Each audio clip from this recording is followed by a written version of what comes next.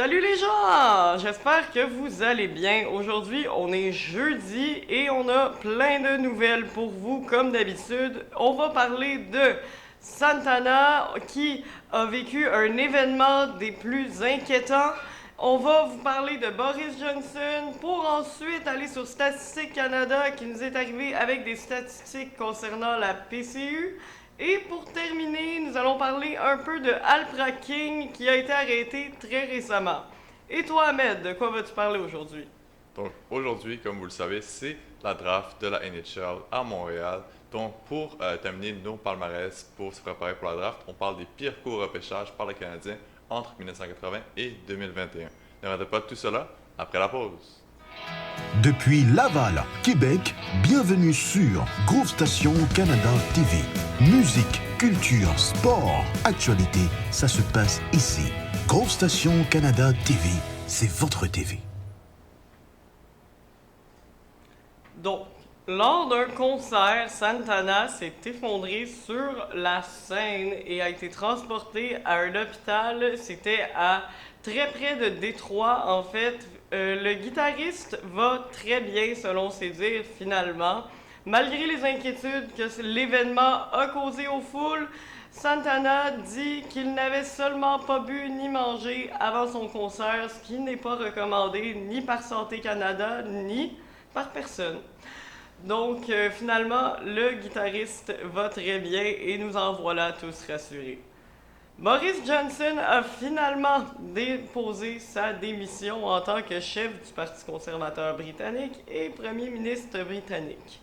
Cela faisait plusieurs moments que les rumeurs commençaient à s'accumuler, les demandes même de démission, et il avait survécu à un vote qui voulait servir en fait à décider si il devait remettre sa démission ou pas, basé sur la confiance du parti. Et ce n'était qu'à 40% qu'il avait reçu des demandes en fait de démission.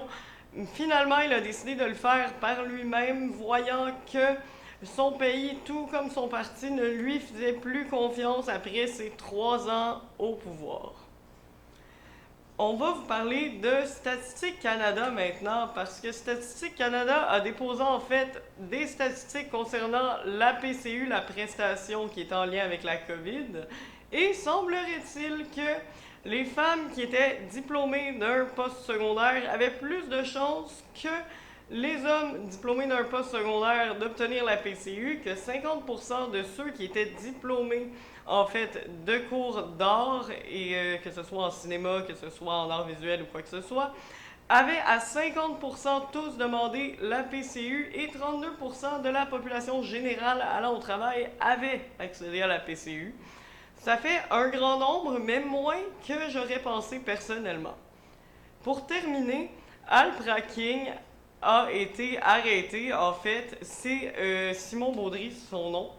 Il a été retrouvé à l'île des Sœurs dans son condo, en fait, parce que après qu'il ait survécu à une invasion chez lui, il y a quelques mois, le 29 mai dernier, en fait, il a été retrouvé parce que lors de l'enquête policière, son collier, qui était son emblème en tant que Al Praking, qui était le nom qu'il utilisait sur le Darknet, en fait, pour vendre de l'alprazolam et des Xanax, en fait, a été retrouvé dans son appartement, ce qui a permis aux policiers d'effectuer un lien entre le jeune homme de 31 ans et Al Praking, qui est bien connu sur le Darknet. En fait, en 2014, il avait déjà été arrêté pour une vente de stéroïdes et de médicaments de contrefaçon.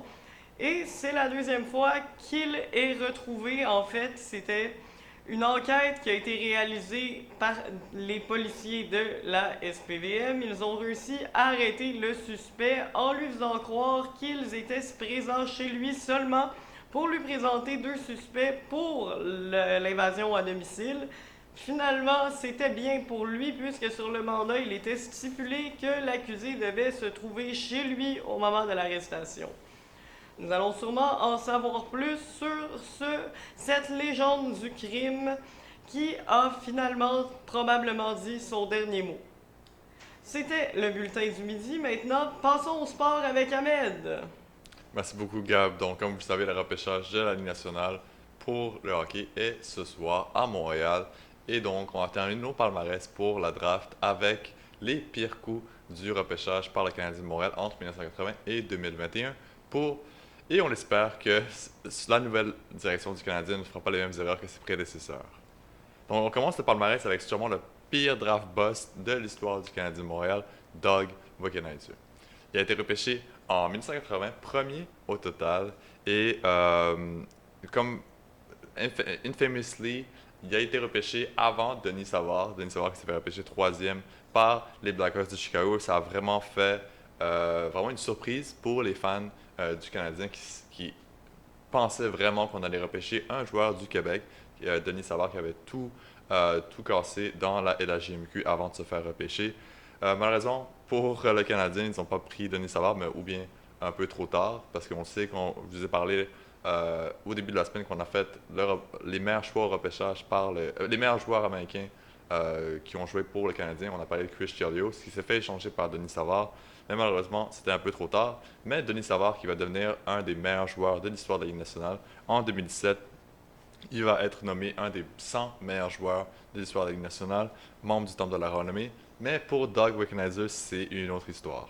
Il a tout de même joué 556 matchs dans la Ligue nationale en 10 saisons. C'est 556 matchs de plus que moi et vous. Donc, bravo à lui. Mais malheureusement, pour les partisans du Canadien, ils se sont vite retournés contre leur premier choix au repêchage parce que, malheureusement, il n'a pas nécessairement vraiment éclos en tant que premier choix. Seulement 115 points en 202 matchs le Canadien. Et pour le reste de sa carrière, il a toujours eu une catégorie comme étant un draft bust pour le Canadien. Et ça a amené à la dépression pour Doug Wickenheiser. On a vu cette semaine que Louis Leblanc a parlé de ses problèmes de dépression avec son parcours avec Montréal. Donc on sait que ça peut être un peu difficile de se faire repêcher par le Canadien, mais surtout premier au total, ça doit être vraiment une pression énorme. Parlons de quelqu'un d'autre. On parle de David Fisher. Donc imaginez-vous si les Canadiens avaient repêché Claude Giroux en 2006, quel aurait été vraiment l'avenir du Canadien? Eh bien, malheureusement, c'est pas Claude Giroux qu'on a pris, on a pris David Fisher. David Fisher, je pourrais pas vous dire quelle statistique il a eu avec le Canadien, puisqu'il n'a jamais joué un match dans la Ligue nationale, même pas un, il a juste joué en Europe. Donc, pour David Fisher, j'ai pas beaucoup de choses à vous dire sur lui. Malheureusement, ça a été qu'un draft bust pour le Canadien, jamais joué un match dans la Ligue nationale. Et on aurait pu avoir Claude Giroux, un des meilleurs centres de la Ligue nationale durant les 10 dernières années. Ensuite, on passe à quelque chose de très très connu. C'est difficile d'évaluer un joueur qui a seulement été repêché il y a 4 ans, mais Jesperi Kotkaniemi va faire partie de cette liste maintenant parce qu'il s'est repêché en 2018, troisième au total, et il n'a jamais vraiment produit comme un troisième choix au repêchage. J'aurais pu aller avec Alex Galchenyuk, qui est aussi un troisième choix, repêché aussi par le régime de Bergevin. Mais pour Alex Galchenyuk, il a au moins connu quelques belles saisons avec le Canadien, une saison de presque 30 buts. Donc pour Keke, malheureusement, ce qui le rend autant un draft bust, c'est qu'il s'est fait repêcher devant Brady Tkachuk, devant Quinn Hughes et autres joueurs qui auraient pu vraiment exceller avec le Canadien. Donc, ses statistiques avec le Canadien, c'est 62 points en 171 matchs, un différentiel de moins 11. On sait ce qui est arrivé avec Kotkaniemi. Après que les Canadiens vont dire jusqu'en finale de la Coupe Stanley, Kotkaniemi qui avait connu quand même un bon début de série. Malheureusement, contre Vegas et contre Tampa Bay, il n'avait pas beaucoup joué. Ça fait laisser de côté à plusieurs reprises. Vraiment beaucoup de mécontentement. Et par la suite, les Hurricanes de la Caroline qui vont faire une offre hostile à Kotkaniemi. Et avec ce premier choix, on est allé chercher Christian Dvorak. Je pense pour Kotkaniemi et pour les Canadiens, des deux côtés, ça n'a pas vraiment bien fonctionné la saison dernière. Donc, pour Kotkaniemi, il va essayer de retourner sa carrière de côté avec la Caroline. Et pour le Canadien, ils vont essayer de sortir de l'air et get over it, right?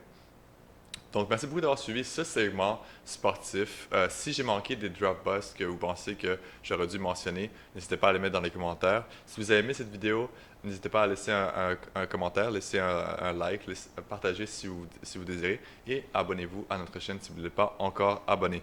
Beaucoup de contenus vont venir dans les prochains jours sur d'autres nouvelles. Donc, passez une très belle journée et avez du fun sur la draft aujourd'hui.